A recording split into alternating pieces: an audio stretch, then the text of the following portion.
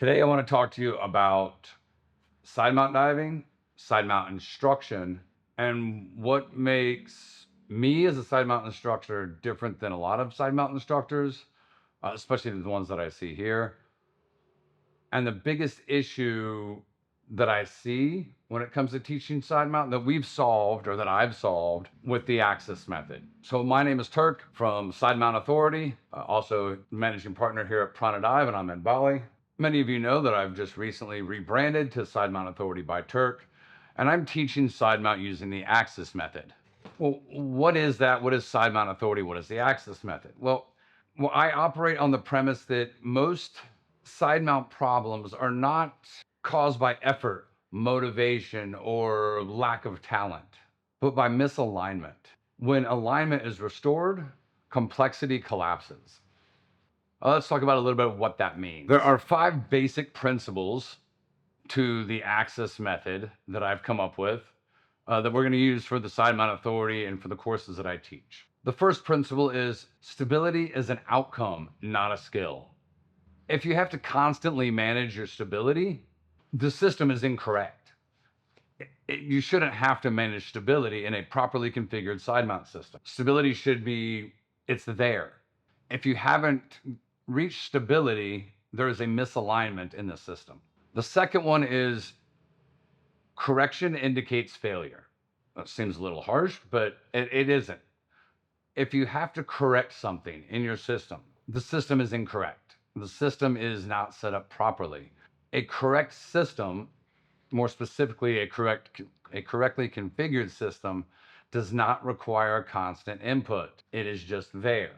So the third one for me is the big one. We're going to go through 3, 4, and 5, and then we're going to come back to this third one so I can speak a little bit more in depth on it. But number 3 is the diver is part of the equipment system. Big issue I see.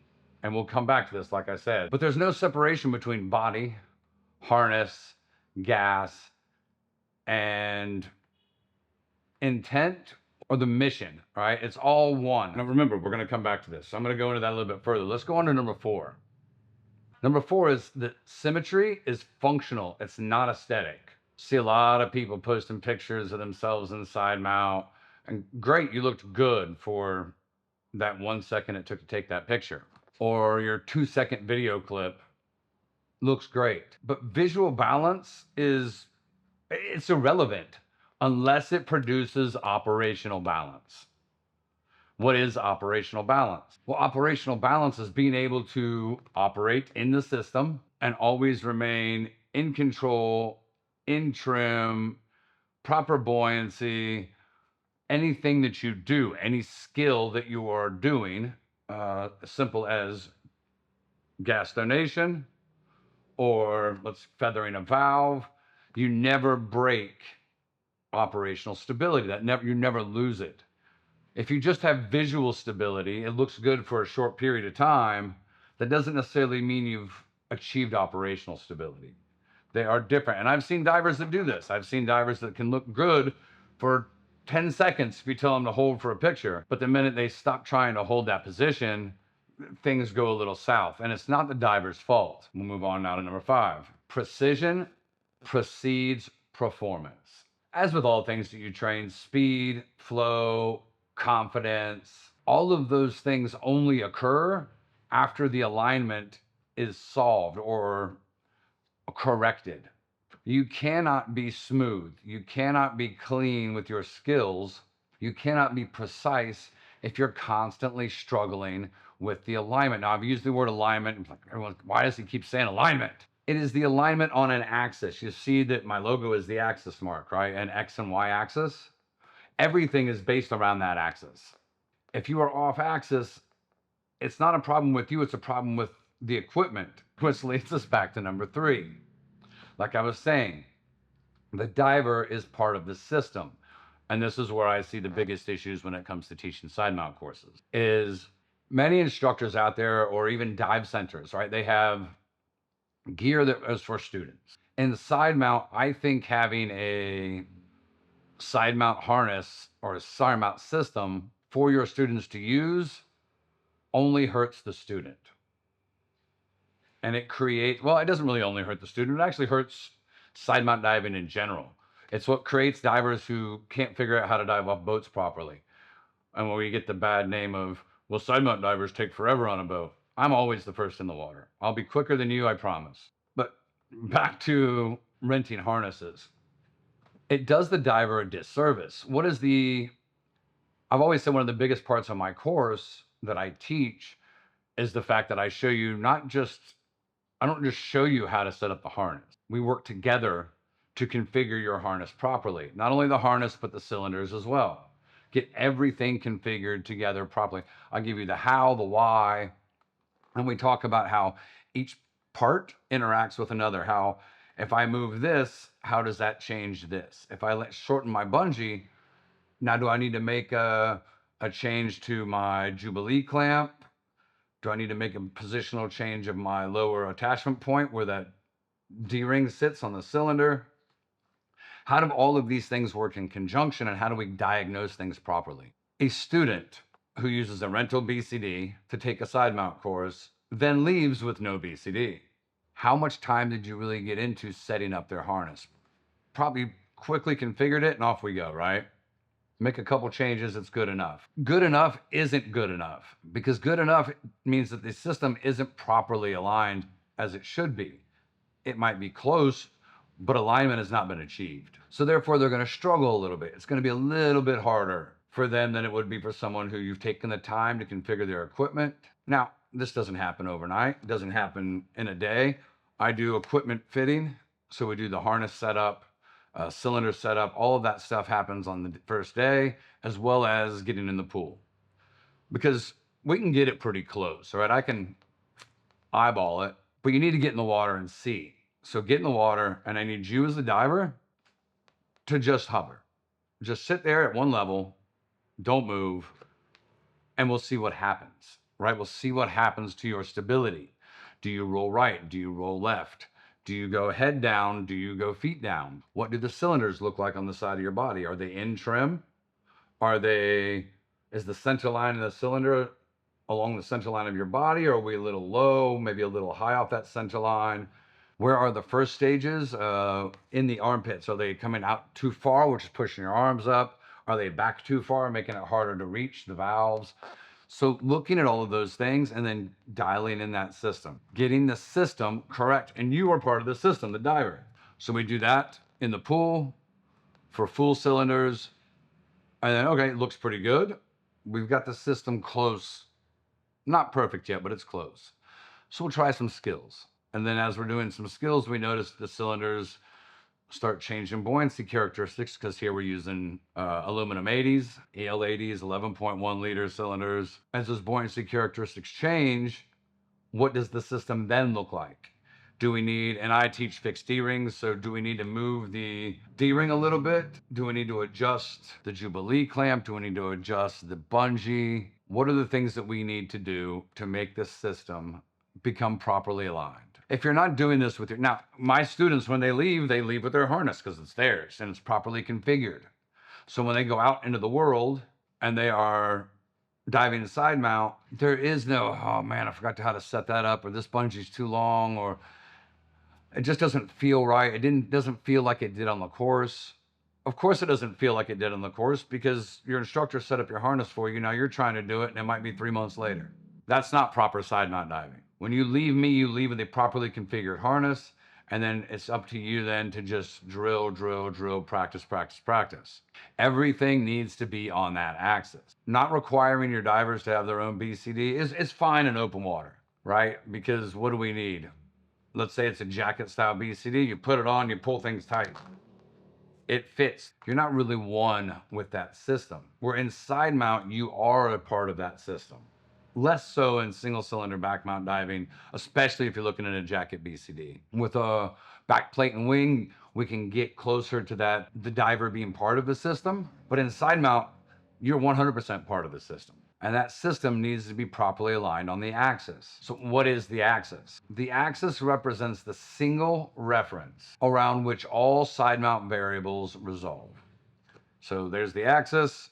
I can resolve every variable by looking at that axis and being a diagnostician. I'm diagnosing the problems or errors in the system based on what I see. We make a changes to that system.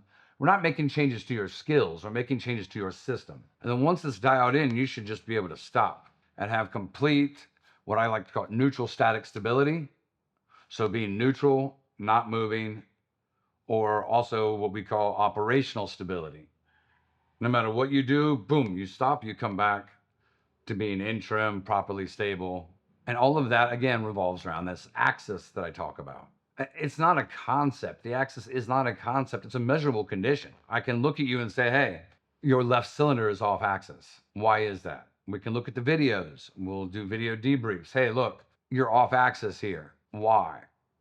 Is it because we don't have operational stability? If we don't have operational stability, then there is an issue we need to work on. If we don't have operational stability, there's probably something misconfigured. What I've seen is the divers who take courses where they're renting the BCDs, right? The BCD is not theirs, it's the dive centers. They're taking the Sidemount course. I noticed that those divers, when they do dive Sidemount, they will rent a harness somewhere. They're consciously managing their gear at all times, consciously making changes, adjusting things. Maybe they're using sliding D-rings. No need for that. That's another video. If you're constantly managing your gear as a conscious part of your dive, then the system is configured improperly. So yeah, that's good. I see what you're doing. Let's stop. Let's reconfigure a few things. It looks like your lower attachment point needs to move, or we need to shorten your bungee a little bit. Hey, let's get you off sliding D-rings, which takes away from your situation awareness, and instead let's go to fixed, which takes more time to dial in and get the system properly aligned on that axis. But once it is, it's brilliant. Chef's kiss. I don't know if you're necessarily teaching a Sidemount course if you teach it and you're doing a rental BCD. I think you're teaching them skills and you're giving them, I see that as more of a try dive. Even though it might be 4 to 5 dives that you're doing, spending 6 to 8 hours in the water, it's still a try dive. It's not your equipment. It's not configured for you, maybe a little bit. But if I'm an instructor and I have a Sidemount BCD at my center, am I going to spend a bunch of time getting it perfectly dialed in? Let's talk fixed D-rings, all right? Am I going to do those small, like a centimeter adjustment, or even, less than a centimeter adjustment to just really dial in that cylinder trim, which allows you to have operational stability? Or am I going to say, it's good enough, it's going to change tomorrow anyway when I put somebody else in it? But if it's yours and I'm your instructor, I'm going to make sure you leave if it's perfect. There's not going to be any need to make any adjustments to it. I promise you, if I take a diver who is certified by me or someone like me who teaches where you have to have your own harness, and then we take another diver who was taught with a harness they used at the dive center that they were taking the course at, I promise you those two divers are going to look completely different in the water. Throw diver A, trained by someone like me, and diver B that used a rental BCD in their course. Diver A is going to have operational stability. Diver A is not going to be constantly adjusting their gear on the dive. They're not going to be constantly moving things around because they have become one with the system. They are a part of that system, where diver B is going to just look not quite as comfortable in the water. So I do believe all Sidemount instructors should have students buy their own gear. Now, I get the argument, hey, Turk, they're looking at an X-Deep or a Razor. How can you recommend one of those if they've never been diving in it? Shouldn't we allow them to try out different systems? You can. You absolutely can do that if you want. And then maybe have the diver come back to you, say, hey, here's a Razor, here's an X-Deep, here's a K2, whatever the system is. Try these out, see which one you like. Go purchase it. When you come back, we'll configure it for you. You could do that. I don't teach the Razor. Could I? Absolutely. I've built my own harness from just metal plates and a roll of webbing. So can I configure one? I absolutely could, but it's not really what I teach. I currently teach, the X-Deep is really what I know better. I've been doing it for 8 years. I learned the ins and outs of that configuration. I do dive other systems, but it's what I know. I do recommend the X-Deep to people. Unless you're a small Asian female, the X-Deep works great for you. I've only had one diver where she was on the verge of being a little too short, but it worked out for her. And I do understand that in some places in the world, It's easier for your diver, your student, to come back to you once they've purchased gear. Say, hey, they were doing the course, we tried the Razor. They didn't really care for that. We went to the X Deep, or we went to the, what's the new dive right? Nomad Ray. We tried that one. They liked this one. In certain parts of the world, it's easy for them to go buy that and then come back to you and configure it, go on some dives, dial everything in. Where I'm at here in Bali, it makes it a little bit more difficult for people to do that. So you need to give them the best possible course they can while they're here. And you will never convince me that renting a BCD for a side mount course is the right path. I tell them, hey, look, you're already looking at the X Deep anyway, purchase it. You're not going to be mad at it. I don't know anyone that's bought an X Deep and hated it. I know a couple of people have had a hard time reaching the rear dump, mostly because of like little T-Rex arms. But I've never met anyone that bought one and hated it. I have my issues with the brand itself. That's beside the point. I won't get into that here. But I still dive my X Deep. And when you come to me with yours, you're going to walk away with a completely configured system that is dialed in, and you are going to be in operational stability. The system will be aligned properly on the axis, and you will not be constantly messing with your equipment. You're going to be part of that equipment. It will just be part of you. That great feeling in side mount where you just feel like the cylinders are part of you.